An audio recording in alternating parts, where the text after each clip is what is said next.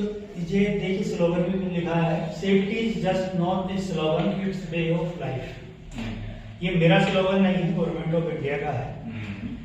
तो इसी के उसमें हम अगर जब गाड़ी चलाते हैं, वैसे तो हम रोड यूजर हैं, तब भी हमको सारी चीजें आनी चाहिए। गाड़ी चलाने पर हमारी जिम्मेवारी सबसे ज्यादा होती है, क्योंकि रोड यूजर उसी के होने के बावजूद भी गलती सारी हमारी की जाती है। आपको सिमुलेटर का शुरू करते हैं। सिमुलेटर में हम आप लोगों को सबसे पहले सिमुलेटर बोलता है कि आप सेफ्टी बेल्ट लगाएं। सेफ्टी बेल्ट आपको इसलिए सबसे पहले लगानी, नहीं तो फिर याद ही नहीं रहती है। कहीं जब चेकिंग होती है तब आपको उसकी याद आती है। अब सेफ्टी बेल्ट का जो है आपका एक मेन कॉन्सेप्ट ये है कि आप लोग इस चीज की आपको जानकारी होनी चाहिए। जब आप सेफ्टी बेल्ट लगाएंगे तो हर एक के साइज में फिट हो जाती है, चाहे पतला या मोटा कोई भी हो। तो सेफ्टी बेल्ट लगने के बाद तुरंत जो है सेफ्टी बेल्ट लॉक हो जाती है। अगर आपको झटका लगेगा तो सेफ्टी बेल्ट आगे नहीं आएगी, वही लॉक हो जाती है जितनी आपका साइज है। जब आपको झटका लगेगा तो आपके साइज में वो लॉक हो जाती है। जैसे झटका लगेगा वो आपको बेल्ट नहीं आएगी आगे। तो आप लोगों को सबसे पहले अपनी बेल्ट लगाना बहुत जरूरी है। गाड़ी पर बैठते ही पहले बेल्ट लगाए, नहीं तो आपको याद नहीं रहेगा। जब आप लोग सोचते हैं कि एयर बैग क्यों नहीं खुलते, कंपनी ऐसे ही नहीं है। जो एयर बैग खुलता है वो 350 किलोमीटर पर आवर की स्पीड से खुलता है। अगर आप सेफ्टी बेल्ट नहीं लगाए होंगे, आप आगे गिरेंगे, वो आपको हिट करेगा, आपकी गर्दन टूट जाएगी। तो ये इसलिए नहीं खुलता है। अब इससे आगे हम आपको सीधे सीधे लेके चलते हैं, आपका क्लच, ब्रेक और स्टीयरिंग सिखाते हैं। हम लोग हमेशा कहते हैं कि आप सबसे पहले ब्रेक पे पैर रखने या उस पे क्लच पे पैर रखने से पहले एक्सीलरेटर से पैर रखिए। जब भी आपको गियर डालना होता है तो एक्सीलरेटर से पैर हटा के रखने का मेन कारण ये होता है कि आपका जो इंजन की स्पीड है और आपके जो पीछे ट्रांसमिशन की स्पीड है वो एक होगी, तो आपको ये आपका गियर बॉक्स हो गया। तो अगर एक स्पीड होगी तो आपकी गाड़ी जंप नहीं करेगी। तो आपको सबसे पहले एक्सीलरेटर से पैर हटा के इस स्पीड, इसके आरपीएम कम करने होते हैं। इंजन के आरपीएम कम करेंगे और आप बड़े गियर में जाएंगे, तो अगर आरपीएम कम नहीं करेंगे तो एकदम से स्पीड बढ़ जाएगी। इसलिए सबसे पहले जब भी आप हैं अपने उससे पैर हटाएं, क्लच दबाएं, क्लच दबा के गियर। क्लच सिस्टम क्या है? क्लच सिस्टम कुछ ऐसी है कि क्लच सिस्टम में आपके इंजन का जो सिस्टम, ये इंजन क्या है?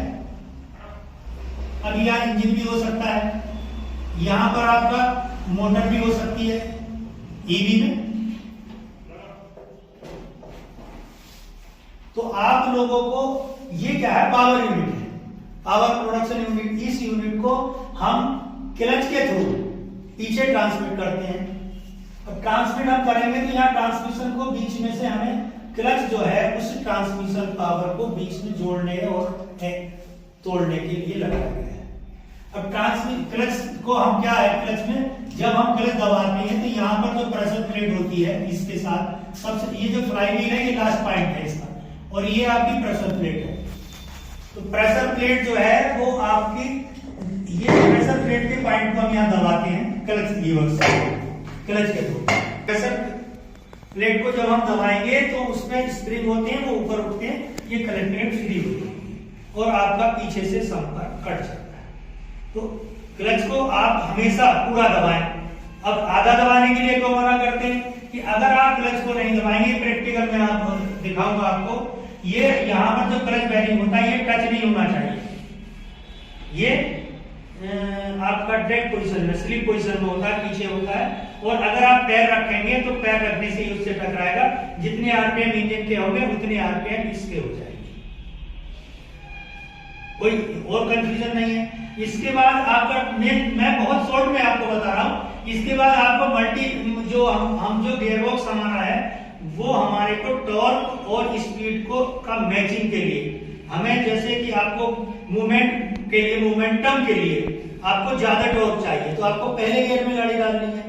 अब पहले गियर से जब आगे आप चलेंगे तो आपको स्पीड ज्यादा चाहिए, टॉर्क कम चाहिए। तो उसके लिए हमें गियर बॉक्स बन गया। तो गियर बॉक्स में आप उसी हिसाब से अपनी स्पीड के हिसाब से गियर बदलते हैं। इसमें मैंने एक चीज और आपको बताई थी कि आप मिनिमम स्पीड पर चलें। मिनिमम किसी भी गियर की मिनिमम स्पीड पर चलेंगे तो आपका मैक्सिमम एवरेज होगा। अब इसमें एवरेज का जो जिक्र आता है, तो अगर आपको मैक्सिमम आप टॉप गियर या फोर्थ गियर में चलते हैं, तो फोर्थ गियर में चलने के लिए आपको, अगर आपको शहर में चलना है, फोर्थ गियर में चलना है, आपको आप कब डालते थे? 40 के बाद टॉप डालते थे, तो 40 से नीचे फोर्थ हुआ। तो अगर आपको 40 से नीचे चलना है तो आप फोर्थ में चले ना, और फोर्थ के मिनिमम में चले तो टॉप के मिनिमम आपका कितना होगा? आपका 50-40 में आप टॉप डालते थे, तो आप 45 या 60 तक अगर चलना है तो आप टॉप पर चलेंगे। आपकी जो मैक्सिमम एवरेज होगा वो 40 से 60 होगा। 40 से 60 के बीच आपका मैक्सिमम एवरेज होगा। और एक दूसरे और सिस्टम है, अगर आप हाईवेज पर चल रहे हैं तो आप क्रूज स्पीड पर चलें। क्रूज स्पीड का मतलब आप एक लिमिट बांधी जाती है कि आप इस स्पीड से चलेंगे, इस पर सडन एक्सीलेटर ना दें। सडन एक्सीलेटर जब आप देंगे, एक्सीलेटर क्या है? एक्सीलेटर हमारा इंजन को जो हम फ्यूल दे रहे हैं उसकी क्वांटिटी कंट्रोल करता है। इंजन को जो हम फ्यूल दे रहे हैं, गैस हो, पेट्रोल हो, डीजल हो, इससे कोई मतलब नहीं है। जो हम फ्यूल दे रहे हैं उसकी क्वांटिटी को कंट्रोल करना एक्सीलेटर है। ठीक हो गया ना? अब इसके बाद आपके लोग क्या जानना चाहेंगे? देखिए ये हो गया आपका ट्रांसमिशन में क्या सिस्टम है? कुछ भी नहीं है। ट्रांसमिशन आपका गियर बॉक्स के बाद आपको पावर मिल गई। पावर आपको मिल रही है किस फॉर्म में मिल रही है? रोटरी मोशन में मिल रही है। इंजन आपकी पावर बनाता है रेसिप्रोकेटिंग मोशन में। बताना इसको पावर को हमें रोटरी मोशन में मिल गया, मगर रोटरी मोशन में हमको क्या चाहिए? 90 डिग्री पर चाहिए। भाई ये तो ऐसे घूम रही है ना, 60 आपकी ऐसी तो घूम रही है, मगर आपको तो ऐसे भी ये घुमाने होते हैं। तो उसके लिए क्या चाहिए आपको? पीछे ट्रांसमिशन सिस्टम में पीछे जो आपके है यहां पर एक डिफरेंशियल लगा होता है। डिफरेंशियल का काम है आपकी पावर को ट्रांसमिट करना 90 डिग्री पर, 90 डिग्री पर कन्वर्ट करके। और आपको एक चीज और होती है, आप अगर मोड़ पर जाएंगे तो बाहर का पहिए और अंदर के पहिए में स्पीड, उसके रोटेशन में अंतर आना चाहिए ना। अगर आपका रोटेशन नहीं आएगा तो आपकी गाड़ी फिसल जाएगी। अब गाड़ी ना फिसले इसके लिए इसमें ऐसा सिस्टम होता है, इसमें सन गियर और स्टार गियर लगे होते हैं। वो आपकी जो पावर है बाहर एन, ये आपकी एन प्लस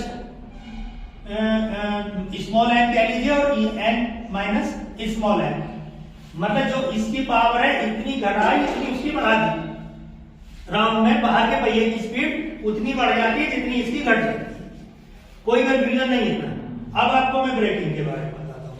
देखिए दो चीज होती है आप लोगों को, जैसे अभी मैंने एक्सीलेटर बताया ऐसे ही आप ब्रेकिंग मान के चले। ब्रेकिंग में क्या है कि आप लोगों को, जैसे मेरे ही रोडवेज के ड्राइवर हैं या जो भी है, मैं रोडवेज का ही फोरमैन रहा हूँ तो उसी की बातें करूंगा।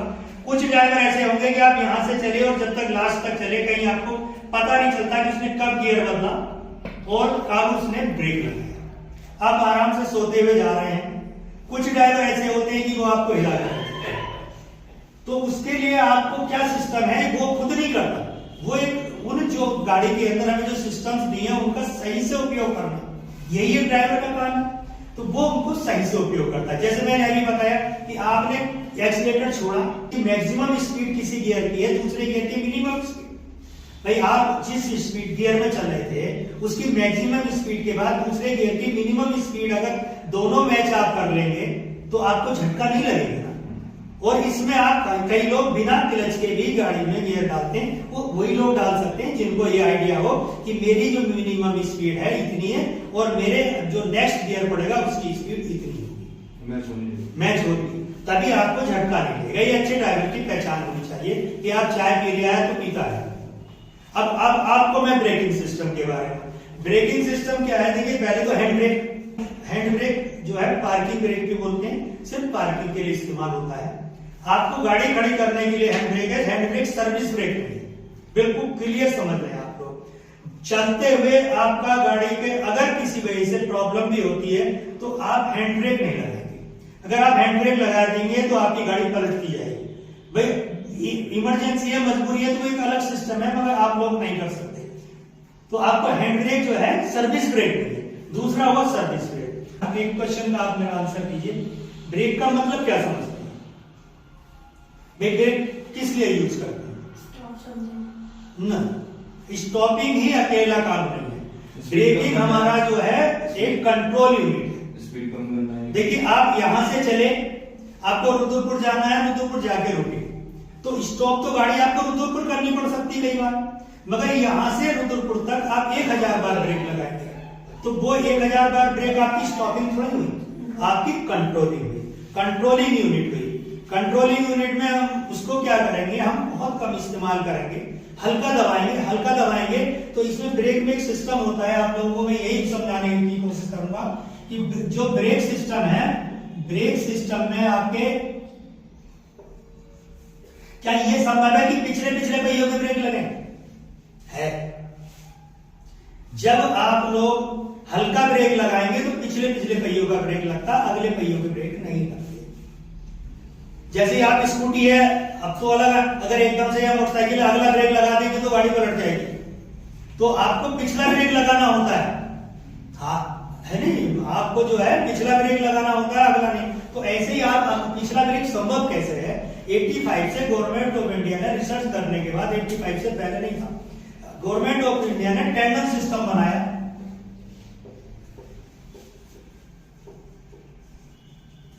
ये आपका हर एक गाड़ी में है। इससे मतलब, इसका मतलब ये है कि जैसे आपकी गाड़ियां हैं, आपकी हाइड्रोलिक गाड़ियां हैं, हाइड्रोलिक गाड़ी में मान लो एक मास्टर सिलेंडर होता है, पहले इसका एक चैम्बर आता था। पहले मास्टर सिलेंडर जो होता था उसमें सिर्फ एक चैम्बर होता था, एक चैम्बर होता था और उस चैम्बर में ऊपर से तेल लगा होता है, इधर से पैडल मार दिया था तो ऊपर से आपका पैडल हुआ, ये पैडल दबा, एक पोर्ट होता था पीछे जाने के लिए, 4 पहिए के लिए। अब ऐसा नहीं है, आपके मास्टर सिलेंडर में 2 पोर्ट होते हैं, 2 पोर्ट होते हैं ब्रेक लगाने के लिए भी, और आपका ये जो पिस्टन है 2 पिस्टन होते हैं। तो इसमें ऐसा सिस्टम बनाया कि पहले ये इस पिस्टन को दबाएगा, जब इस पिस्टन को दबाएगा तो आपका पीछे प्रेशर चला गया रियर व्हील में, जब ये रियर व्हील में जाएगा तब आपका जाकर के ये पिस्टन दबना शुरू होगा। तो पहले जब आपने अगर हल्का ब्रेक दबाया तो इस पिस्टन तक पहुंचा ही नहीं, जब इस पिस्टन तक नहीं पहुंचा तो आपके जो अगले पहियों के ब्रेक हैं, ये आपका फ्रंट व्हील का जो है इस तक नहीं पहुंचा। ये आपने दबाया, आधा पैडल दबा या चौथाई दबा और आपके पिछले पहियों में प्रेशर गया और आपके पिछले पहिए रुकने शुरू हो गए। इतने आपने पैर हटा लिया भाई, आपने हल्का सा पैर लगाया, पिछले पहिए पकड़ने शुरू हुए, आपने पैर हटा दिया, गाड़ी चल गई। तो ये सिस्टम है कि आप लोग अचानक अगर ब्रेक नहीं लगाएंगे और इस पर चले तो आपका एवरेज भी मैक्सिमम होगा। तो ये मैंने कॉन्सेप्ट समझाया आपको, ऐसा कुछ नहीं कि आपको कुछ करना है, मगर अचानक ब्रेक ना लगा करके आप पंप ब्रेक पर चलते हैं तो सिर्फ पिछले पहिए ब्रेक करते हैं और इसीलिए आपको झटका नहीं लगता। अब सेफ्टी में आपके और क्या चीजें आती है?